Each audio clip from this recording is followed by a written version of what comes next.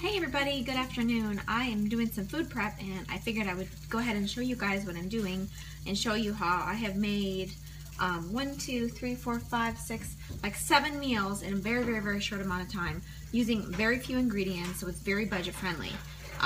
The first thing that I've done is I went out and I got 4 pounds of lean ground turkey, and I typically go and buy that at Costco because the deal is the best on it, and it's like 96% lean, which is pretty good. And I take that and I split it all up and I divide it out. So you may have seen my post that I had been making some crock pot meals. So I made chili in the crock pot using 1 pound of it, and I made a clean eating recipe for it. Nothing in there was, everything was fresh tomatoes and garlic and all of that chopped up with the seasonings, put in the crock pot, done. I made enough of it that I was able to feed us last night's dinner, and then I was able to put away some so that we've got some for additional days this week, or I can even freeze that if I wanted to, if we didn't get to all of it, so it will not go to waste. The other thing that I've done is I've gone and made like a stir fry. So I had some vegetables from a veggie tray from a party that I had on Sunday for the football game, and so I took the broccoli, I took the cauliflower, and I took the cherry tomatoes, and I just chopped them up. I put them in a frying pan. I just put a tiny bit of oil on them, of olive oil, and mixed them all up, put them in the pan, browned some more of another pound of that, the turkey, and I used this Miracle Blend seasoning, which is just something that I like.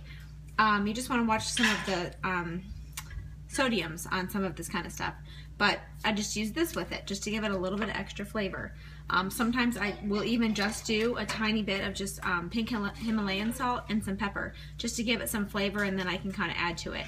Now with that, I'll make a side of brown rice so that I can also put the food on top of that, like the stir fry on top of the brown rice, and serve it to the kids because they'll eat that, and my husband will eat that. We don't do soy sauce because of the high sodium in it. We typically do the coconut aminos, which really tastes pretty good. It's actually very similar to a soy sauce. So that's another meal. So I will usually take the veggies out of that and separate them so that if I do just want to have like a quick green container and be able to put that on top of a salad perhaps, or maybe just some mixed greens or something like that, then I can do that too. My husband and my kids sometimes will take that and we'll put that into a tortilla around lunchtime. The third thing that I did with that same package of lean ground turkey that I bought is I put a little bit to the side, and I just made up some over here. I just made some to have for tacos. And I don't eat grains, so for me, I won't eat it like that, but I will put lettuce, like a bed of lettuce, and then I'll put the taco meat on top of it. So all it is ground turkey, lean ground turkey, and then I have just used my own spices, and then I've added fresh tomatoes, cilantro, and some onions to it to give it some more flavor. So that's something else that we have. To add on to all of it with my girls, I can get them to eat the ground turkey or some of the veggies on top of some, or mixed in with some of their noodles, because they love noodles. So I've got some whole wheat pasta that's cooking here at the same time, and that's very easy to take and put in some containers, put it in the fridge, and you've got some really quick meals to take the things you're making for yourself that are clean, good for you, healthy, good meals with high protein, and you can take those same things and you can have your kids be able to enjoy them with you by just adding maybe some noodles or something like that. If you eat grains, whole wheat pasta is absolutely on the list of your yellow containers that you can definitely enjoy if that's something that you want to do. Go ahead and get those in there. And then the other thing that I'm doing while all of this is happening, I'm about to hard boil some eggs. That's just something that I do on a very regular basis. We go through a lot of them in our house. My girls love them, my husband loves them. I typically buy the ones that are brown. I buy the organic ones, the cage-free ones. And what you're going to want to do is you're going to want to get a pan, fill it with water. While the water is still cold, put the eggs into the water. Drop them in. You're going to want to turn it on and bring the water to a boil. And then after it starts boiling, about 10 to 15 minutes or so in, after it starts boiling, You're gonna want to let it kind of keep going for probably about, maybe after, I'd say probably 15 minutes overall. Maybe let it get to a boil for about 12 minutes. And then you're going to want to take them off of the burner and get them under the coldest water you can immediately. And that'll give you a really good hard-boiled egg. And what I typically do with hard-boiled eggs is I will eat the egg white off of them, and I'll save the yolk so that I can sprinkle it on top of salads or something, just to kind of be able to use that red container, those 2 eggs, be able to use that red container for more than just the one meal. Just kind of makes the food last, you know, get you through the day a little bit more, and it's a great source of protein.